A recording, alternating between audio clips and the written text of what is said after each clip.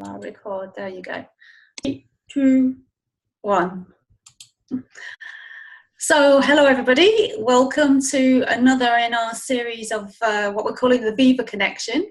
These are very brief 10-15 minute recordings where we're speaking to our 2009 Viva speakers, and we're delighted today to have with us Mette Louise, and I think Sue's going to tell you a little bit about Mette.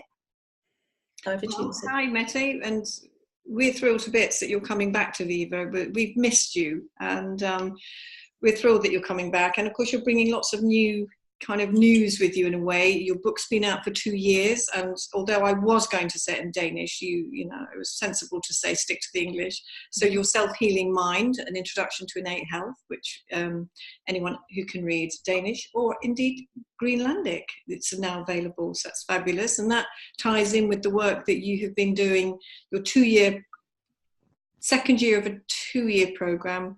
No, a second of a 1-year program, which is training facilitators or educating facilitators in the understanding of the principles innate health. So we're really thrilled. We can't wait to see you. And so I'm going to hand over to Sheila to ask you the important question, which will kick us off this morning. Great, thanks. So, well, what I failed to say, and as you say, welcome Mette Louise back again, because she was with us the first year of Viva, I believe. 2 years. Is that right? The first year, and this is our 5th year. So you know, you came first year, second year, had a little break, and now you're back for your 5th year. So we're really pleased about that. And as we're doing on these Viva Connection recordings, call sessions, is what we thought would be really helpful. The idea is that we're introducing our speakers for Viva 2019. What we thought would be a really nice idea is that we ask each of them a very common question that seems to come up a lot with people when they come across the understanding of the 3 principles.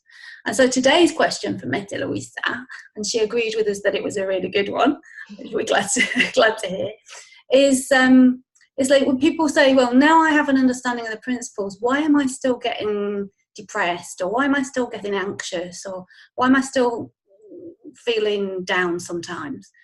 That's something I hear a lot. So I'm going to hand the mic over to you, Mette Louise, and hear what you have to say about that. Thank you, and thanks for the introduction. Yeah, I really like that question, and I have a short answer, and then I can talk more about it.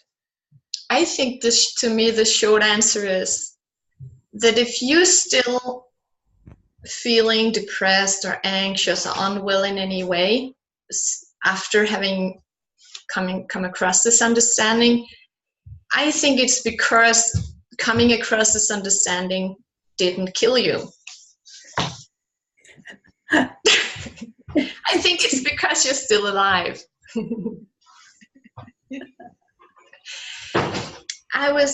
When I came across this understanding, I was trying to get a sense of the principles, and I was reflecting on and being open to see more about mind.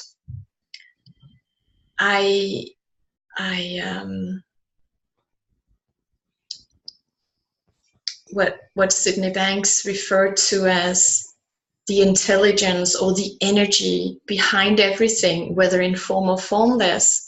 I more and more saw that energy, that when you get down to anything, you get this life is basically something that moves. There's some fundamental moving about life. So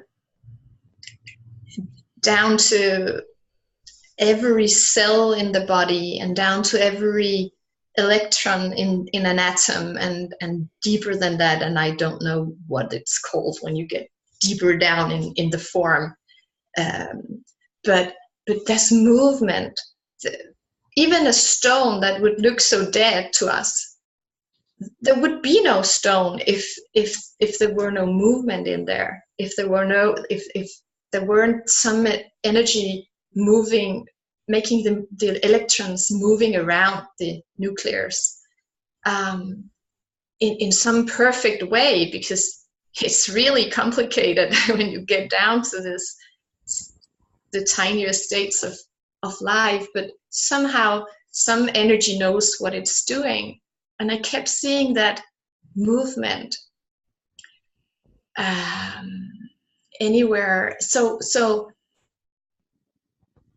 I was getting a sense of that life is somehow a pulse. You can see it like we are inhaling and we're exhaling. You can see the heart is beating, and then it has a pulse. You can see we're awake and we're sleeping. We are eating and we're digesting. So everywhere you get this pulse, because some fundamental level of being alive means this movement. And I saw that our minds has this pulse too, and one of the places we see it is what we call mood. So it's like our mood go up and down. And I think we would prefer that to flatlining. Where somehow a flat mood must mean we can't feel the mood. So the pulse of our moods allows us to feel life with all colors. We can use all colors, the lighter ones and the darker ones. It makes life come alive to us. And I'm happy that the understanding of the three principles didn't kill me, so I can still feel life. And then we can see it on a very practical level, because I found just before this call, it came to me that when I was at my first Space for Connection, I think 5 or 6 years ago, I wrote a little thing when I came home, and I want to read it because it speaks to this theme. I just find it. It's not long. It's called Reporting from the Inside of a Low Mood. I went to Space for Connection. I bathed in the feeling. I loved everyone and felt so confident in this feeling that I even heard myself say I never lost the sense of having my feet on the solid foundation of understanding what's behind the experience. And then I write, does mind have black humor? Then I got home, I got tired, got a minor thing happen to me at work, lost all sense of grounding, and am now on my 3rd day of feeling terrible. Guess it's a classic. Mood drop equals drop in the quality of my thinking. Meaning, my inner voice overtells me stupid things with a headline of doubt and fighting the feeling I'm in. Don't want my experience, even though I know the fight itself might make the feeling stay longer. What I think I'm learning from this is, once again, how real our experience feels. And to get into my little thick head, to stay a little humble. I'm just like everybody else. It still rains on me from time to time. A little glimpse of the three principles haven't turned me into some superhuman who never gets caught up. And when I sometimes think I have, because I feel so good that I couldn't imagine ever losing that feeling again, well, that's just another proof of how real experience seems. And I thought that was really speaking to this question, because when I first came across this understanding, I felt so good for I think about half a year. It was like being on another planet with sun shining all day. And then I think I just thought that that's it. if you know where your feeling is coming from, you don't have to pick the bad ones. And then after something like half a year, my mood dropped, and it dropped, I think, for a week, and it was a whole new world to me. And I really, really learned something, to my own surprise, like, oh, you don't get to choose your mood. And I thought, oh no, I'm back to zero. I lost it. It wasn't that huge anyway. And then after a week or so, the pulse went up again, and I felt better. And I saw once again, like, oh, wow, it's a really well-made illusion, because I really thought that I'd never get up again. I really thought this is how life is. And now I see life differently again. So there's so much to learn from the drop of mood. Mm. Mm. Beautiful. I think I've learned so much, and I do every time my mood drop. And it's really ridiculous sometimes. I came home from a really good, we had the 1 year training we're doing, which I hate to call an education, because you can't be educated into the principles, but we have to call it something.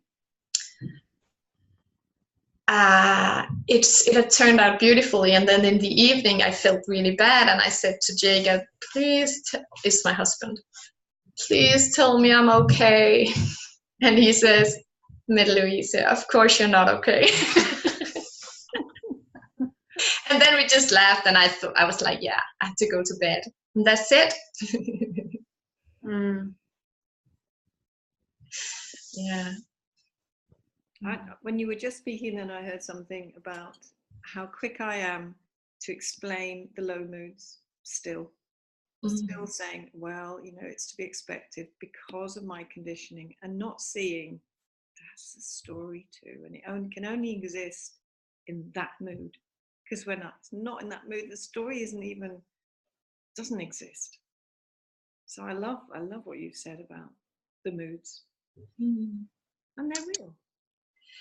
And it's easy to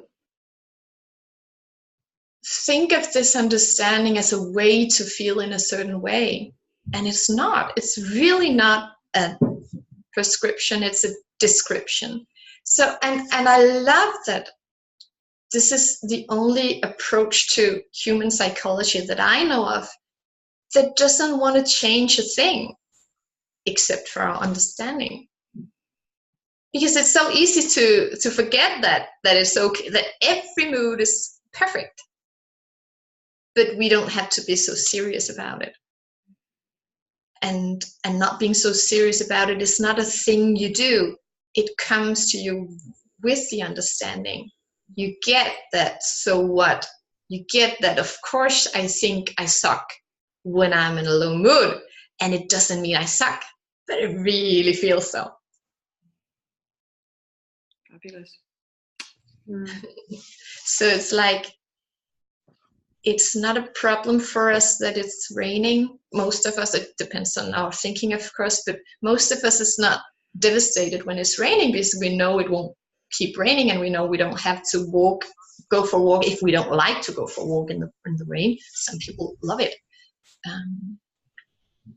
But when it comes to our moods, because it feels so extremely real to us. We certainly live in another planet, we live in another world, painful world. And it's just so good to know that that world exists only right now inside of me, and it's made up totally by myself. Even when it doesn't feel like that. Yeah. And I think the important word there is innocently, probably. Totally made up by us innocently. We don't, Innocently. We would never do it on purpose. That would be really stupid. Yeah. That's beautiful. This has been so helpful. Really. And I think my sense is of this. I could keep talking about this for a long time, the three of us, but as I've said, we want to keep these quite brief. And I encourage people and invite people to come along to Viva to have more of this type of conversation, because what we, I don't want to use the word pride, but what we love about Viva is that it's a level playing field, as you know, Mette, Louise. So it's like we have these breakout sessions where people are invited to come in and join in the conversation. So, you know, you will be one of those people leading this conversation, and I think this is a perfect topic for people to come in, because as I say, it's such a common question, and people bump up against this, whether they've had the understanding the principles in their lives for a year, 2 years, 2 months, 10 years. It still seems to rear its ugly head and we question. It's like, oh, come on, I should know by now, you know. So yeah, keep it brief. Thank you so much for your time, and we're very excited and looking forward to seeing you in Spain at the beginning of November. Cool. Thank you for inviting me back, and I'm so looking forward. And to see your smile and hear your light touch is such a good remembrance. It's lovely. Oh, cool. Okay. Thank you. Thank you. Thank you. See you. Bye. Bye.